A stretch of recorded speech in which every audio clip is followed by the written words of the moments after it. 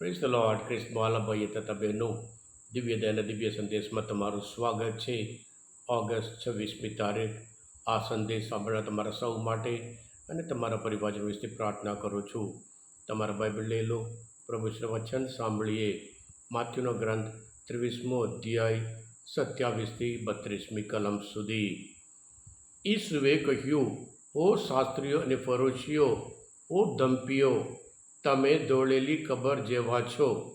તે બહારથી ખરેખર રૂડી રૂપાળી દેખાય છે, પણ અંદરથી મરેલા માણસના હાડકાં અને બધી જાતની ગંદકીથી ભરેલી હોય છે. તમારું પણ એવું છે. બહારથી તમે લોકોને ધર્મિષ્ઠ લાગો છો, પણ અંદરખાને તમે દંભ અને અધર્મથી ભરપૂર ભરેલા છો.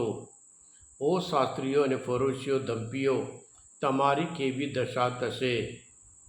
તમે પૈગંબરોની કબરો ચણાવો છો અને સંતોના સ્મારકોને શણગારો છો અને કહો છો, અમે જો અમારા વડવાઓના સમયમાં જીવતા હોત તો પૈગંબરોના ખૂનમાં અમે કદી તેમની સાથે બળ્યા ના હોત.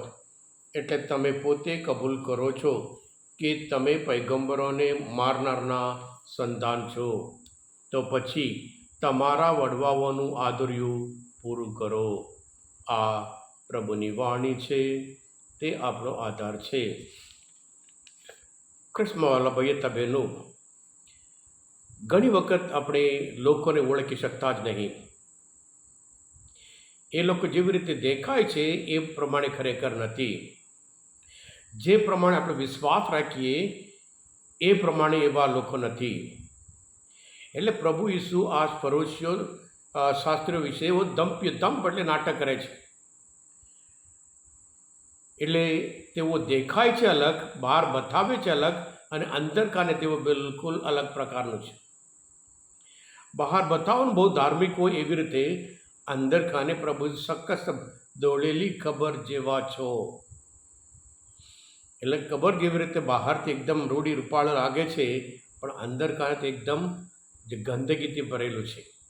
તમે પણ ધર્મને નામે તમે બહાર બહુ સરસ દેખાઓ છો, તમને અંદર ખાને તમારે જે બોલો છો એ પ્રમાણે અંદરમાં નથી. એટલે દેખાય છે અલગ, ખરેખર છે અલગ. એટલે સત્ય છે અલગ. હૃદયમાં તમારું જીવન અંદર તો જાત જાતના પાપથી ભરેલા છે, ગંદકીથી ભરેલા છે, પણ બહાર તમે બતાવો છો જાણે કે બહુ ધાર્મિક હોય એવું.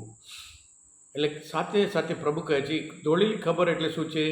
એટલે બહારથી બહુ એકદમ કલર સફેદ લાગે છે, પણ અંદર કાને ઇઝરાયલમાં, પેલેસ્ટાઇનમાં જે ઘણા બધા લોકો બહારથી તહેવાર માટે આવતા હતા અને અમુક વખત ગામડામાં થઈને આવતા હતા, અને પછી એ લોકો ચાલતા આવવાનું હોય તો એમને આ કબરને સ્પર્શ કરે પગથી ભૂલથી પણ, તો પછી એ લોકો ઘર આવે એટલે અશુદ્ધ થઈ જાય છે. અશુદ્ધ થઈ જાય પછી એ લોકો યરુશલેમ આવે છે તહેવાર માટે, પણ કબરને અડવાથી અશુદ્ધ થઈ ગયા એટલે તે લોકો મંદિરમાં પ્રવેશ કરી શક્યા નહીં, કારણ કે એ લોકો અશુદ્ધ થઈ ગયા છે. એવી જ રીતે આ લોકોના વલણથી, એમના કાર્યથી ઘણા બધા એવા લોકો છે કે બીજા લોકોને પણ ગેરમાર્ગે દોરે છે. જે લોકો વિશ્વાસ રાખે એમની પાસે આવે છે, એ જ આ ધર્મગુરુઓ, આ શાસ્ત્રીઓ, આ ફરોશીઓ લોકોને ગેરમાર્ગે દોરે છે. બહારથી દેખાવ, લોકો વિશ્વાસ મૂકે તમારી પાસે આવે છે, પણ તમે તો અંદરના ફૂલ ભરપૂર જાત તમારે ઈશ્વર ઉપર પ્રેમ, તમે ઈશ્વર સાથે પ્રમાણિક નથી, તમારી જાત સાથે પણ તમે પ્રમાણિક નથી, અને બીજા પ્રત્યે પણ તમે પ્રમાણિક નથી. એટલે સંપૂર્ણ રીતે તમે ફોક છો એમ કરીને પ્રભુ ઈસુ સ્પષ્ટ શબ્દમાં. એટલે આપણે પણ જ્યારે આપણે જીવન જીવીએ ઈશ્વર સાથે પ્રમાણિક રીતે, ઈશ્વર બધું જાણે છે. એટલે આ લોકો ઈશ્વર સાથે પણ પ્રમાણિક નથી, પોતાની જાતમાં પણ પ્રમાણિક નથી, અને બીજા લોકોના વ્યવહારમાં પણ પ્રમાણિક નથી. એટલે દંભ એટલે ખાલી નાટક કરે છે. એ ટકે નહીં, એ ના ટકે, એ નાટક કહેવાય છે. આ બધું ધીરે ધીરે લોકો તમને ખબર પડશે તમે કયા પ્રકારના લોકો છો. હા કૃષ્ણવાલા ભાઈ તબેનું, કદાચ આપણે પણ અમુક વખત આવી રીતે આપણે જે વિશ્વાસ બતાવીએ છીએ અલગ, અને વિશ્વાસમાં જીવન જીવતા નહીં હોય છે. આપણે ભક્તિ બહાર કરીએ છીએ, ભક્તિ પ્રમાણે આપણે અંદરમાં આપણે જીવનમાં ભક્તિમય જીવન જીવતા ના હોય છે.